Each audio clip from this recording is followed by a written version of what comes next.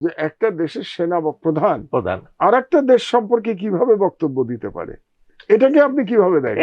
এটা তো মানে সে তার কি অধিকার আছে বাংলাদেশ নিয়ে কথা বলার? ভারতীয় সেনা প্রধানের, ভারতীয় সেনা প্রধান আবার বাংলাদেশ সেনাবাহিনীর প্রধানকে রেফার করে কতগুলো কথা বলেছেন, তার সঙ্গে সার্বক্ষণিক যোগাযোগ আছে, এই ধরনের কথা বলেছেন। আমার মনে হয় বাংলাদেশের সেনা প্রধানেরও উচিত তাকে উদ্দেশ্য করে জবাব দেয়া যে বাংলাদেশ একটা স্বাধীন দেশ এবং একটা স্বাধীন দেশ সম্পর্কে কমেন্ট করার কোনো অধিকার ভারতীয় সেনা প্রধানের নাই। ডিজিএফআই কিন্তু আর্মি অর্গানাইজেশন নয়। আচ্ছা, it is absolutely under prime ministers office. সরাসরি ডিজিএফআই প্রধানমন্ত্রীর কাছে আদেশ নেবেন। হ্যাঁ, উনি সরাসরি প্রধানমন্ত্রীর আন্ডারে। ডিজিএনএসআই, তারপরে এসএসএফ, র্যাব, বিডিআর, ডিজিডিপি। এখন যত ধরনের আপনার অভিযোগ আসতেছে, ৫,০০০ কোটি টাকা, ২৫০ কোটি টাকা, বিভিন্ন টাকা খুন, এই সব কিছু কিন্তু করা হয়েছে এই সমস্ত অর্গানাইজেশনের মাধ্যমে।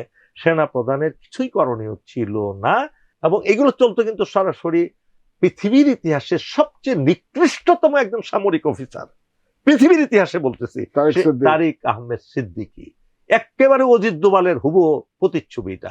হাসিনা এবং ইন্ডিয়া তো চাচ্ছিল যে আর্মিটাকে ধ্বংস করার জন্য। আর্মিতে ড্যান্ট করতে এত সহজ না কিন্তু, যদিও তারা অনেক গোপালী, অনেক ছাত্রলীগের ক্যাডার ঢুকিয়েছে তারা এই বিগত ১৫-১৬ বছরে এই মিলিটারিতে, কিন্তু তারা পুরোপুরি ভাবে মেইন আর্মিকে ড্যান্ট করতে পারে নাই। ড্যান্টটা করছে কোথায়? ডিজিএফআই কিন্তু আর্মি অর্গানাইজেশন নয়।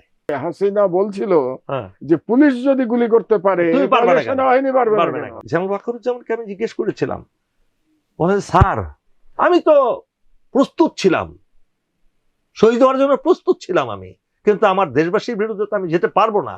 জেনারেল মুজিব তো সেনাবাহিনীর কন্ট্রোলেই ছিল। এক্স্যাক্টলি। জেনারেল মুজিব কিভাবে পালাবে? ইয়েস, এই মুজিবের মতো ধূর্ত এগুলা যে কিভাবে আর্মিতে ঢুকে গেছে একমাত্র আল্লাহ রাব্বুল আলামিন জানেন। আমি ৭ই নভেম্বরের গল্প আমরা একটু আগে করলাম না, যে ওই দিন আমরা দেখেছিলাম যে জনগণের সাথে সেনাবাহিনীর কিরকম সৌহার্দ্যমূলক সম্পর্ক হতে পারে এবং কিভাবে একে অপরকে বুকে জড়িয়ে ধরতে পারে। আমি মনে করি যে ৫ই আগস্টের পরে আমাদের আরেকটা বিরাট সুযোগ এসেছিল জনগণের সাথে সেনাবাহিনীর একেবারে মানে কি বলবো একাত্মতা ঘোষণা করার, ঐক্যবদ্ধ হওয়ার একটা গোল্ডেন টাইম অপরচুনিটি।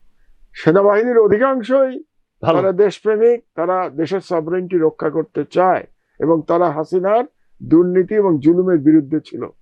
তাহলে এরা যদি সংখ্যায় কম হয়, তাহলে জনগণকে সাথে নিয়ে জেনারেল ওয়াকার এবং আমাদের প্রধান উপদেষ্টা ডক্টর ইউনূসের মতো একজন আন্তর্জাতিক ফিগার, আমি বলি ওনাকে যে উনি হচ্ছেন ইন্টারন্যাশনাল ফেস অফ বাংলাদেশ, তো উনি যেখানে সরকার প্রধান, ওয়াকার সাহেব এবং জনগণ এক ছিল, তো সকলে মিলে এই সেনাবাহিনীর গুটি কয়েক যাদেরকে কি বলবো ওই যে পচা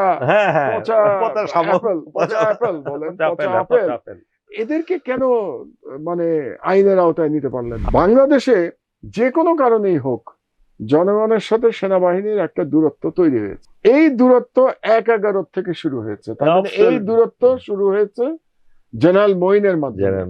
জেনারেল মঈন ১/১১ ক্ষমতা নিলেন এবং ভারতের কাছে আত্মসমর্পণ করলেন। এবং উনি আত্মসমর্পণ করেছিলেন সেটা প্রণব মুখার্জি তার বইতে লিখে গেছেন যে তিনি তার চাকরির বিনিময়ে বাংলাদেশের সভরেন্টি ইন্ডিয়ার কাছে দিয়ে গেছেন। তো সেই থেকে যেটা শুরু, তারপরে বিডিআর ম্যাসাকার, তারপরে এই ১৫ বছরের যে অপশাসন হাসিনা, সব মিলে জনগণের সাথে সেনাবাহিনীর একটা দূরত্ব তৈরি হয়েছে, একটা আস্থার সংকট তৈরি হয়েছে।